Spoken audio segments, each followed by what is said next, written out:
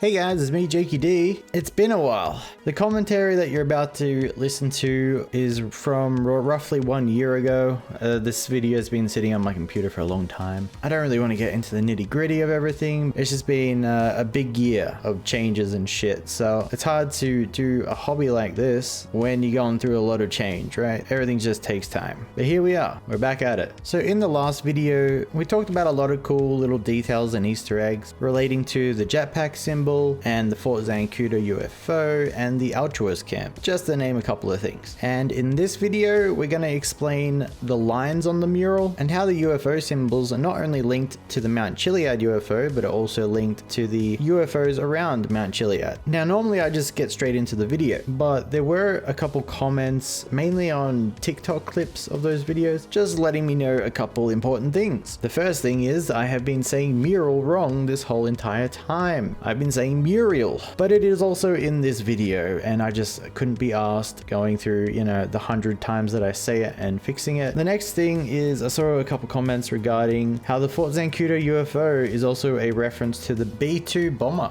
and I gotta say, I think they're right. There is a lot of similarities once you take a closer look at them, such as the windows are the same, and they both have red arrows on them, and also these big gaps, which are some sort of vents, like fans. God, I don't know planes. You think I know planes? Is this even a plane? It's like a special aircraft. I don't even know. Anyway, I think the cherry on top of this little conspiracy is underneath the UFO and aircraft. They seem to have the exact same symbol, which I believe is where the missiles come out of. But honestly, I'm not much of a plane guy, so maybe you guys can just let me know in the comments below. And that's it. Congratulations, you made it to the end of this ridiculously long intro, and let's get into the video, shall we?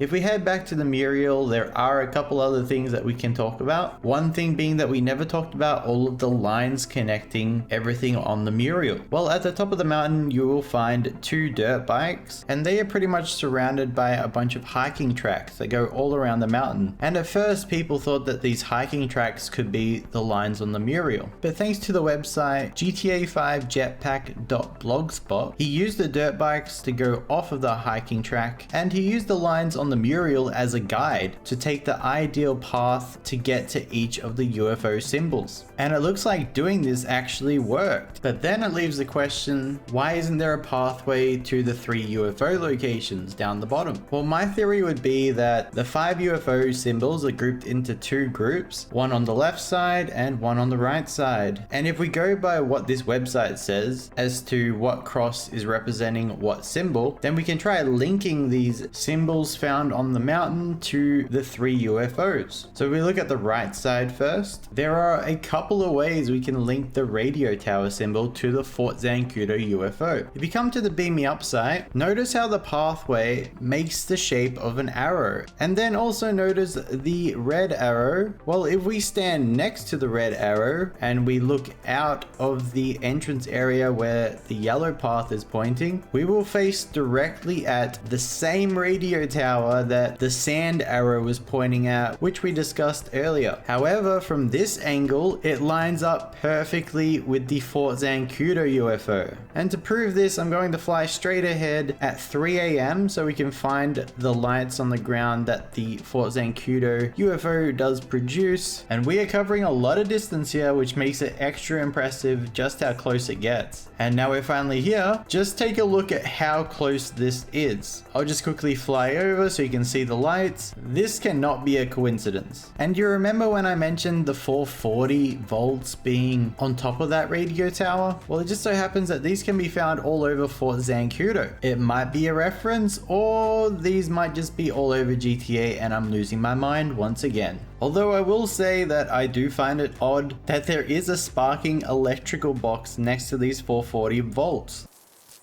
And then there is a sign that's saying this property is protected by electronic surveillance. almost hinting that the surveillance is down in Fort Zancudo. My assumption here would be that this may have played into one of their planned expansions that they were planning for the story mode of GTA. For example, we know that they were planning a zombie expansion, and I'm sure that Fort Zancudo probably would have played a part in like releasing this virus or whatever. Or maybe I'm just looking too far into this and we should move on. Now we know that this radio tower is a reference to the WoW signal, because both WoW signals that are in this game are pointing to this radio tower. Now I was curious, what would the WoW signal have sounded like? Well, it turns out there is no original audio file because the machine they used to detect the radio signal just wrote it down on paper. But from what I can understand, if we could have heard the WoW signal, it would have just sounded like an annoying high-pitched sound, which may explain why the Fort Zancudo UFO has the most annoying high-pitched sounds of any of the UFOs.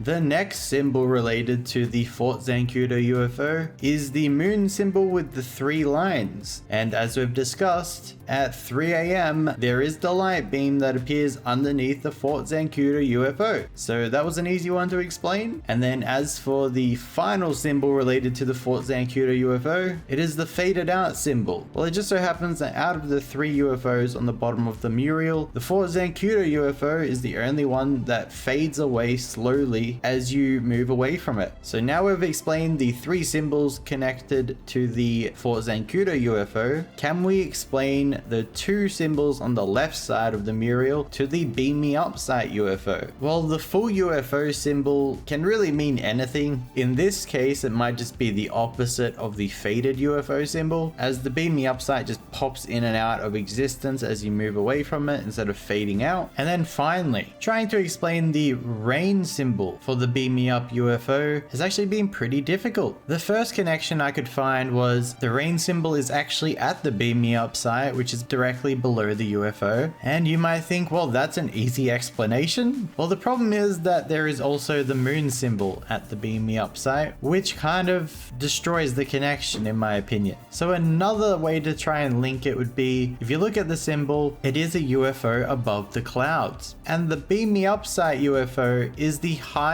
UFO above the clouds, standing at 2,400 meters high, which I'm able to tell with my mods, but you can actually check the altitude for yourself in a helicopter. Now, when you're close to this UFO, it does mess up your visuals, but you can see that the altitude is just under 8,000 feet, which does convert to around 2,400 meters. And comparing that to the Fort Zancudo UFO, it stands at only around 1,400 meters, or just under 5,000 feet. Now, the problem with this theory is that the Fort Zancudo UFO is still above the clouds, even though it's 1,000 meters lower than the Beam Me Up site UFO. But these are the 2 best connections that I personally could come up with. I definitely experimented a lot with changing the weather to rainy, changing the time to 3 AM, just to see if the Beam Me Up UFO would act differently in any sort of way. I couldn't really see anything special happening, so I couldn't find any other connections here, but let me know if I'm missing something. Something cool that I did notice though was that if you look at the moon symbol at the Beam Me Up site, does this give anyone else deja vu? Because I did explain how the 3 UFOs create a triangle, and in the center you've got Mount Chiliad UFO, which is the eye symbol on the mural, making it look like the Illuminati symbol. And now I feel like the Beam Me Up site is just confirming that that theory is fact. So now we've explained all 5 symbols connections to the 2 UFOs on the side. What about the cracked egg symbol in the middle, which is the Paleto Bay UFO? Well, I think it makes sense that the Paleto Bay UFO stands out from the rest. It looks like it is the only UFO of alien origin, and then they use that UFO to back engineer all of the other UFOs. It's also the only UFO that is crashed and not flying. So putting the cracked egg in the center, I think kind of connects it to everything, but at the same time, it stands out as the oddball.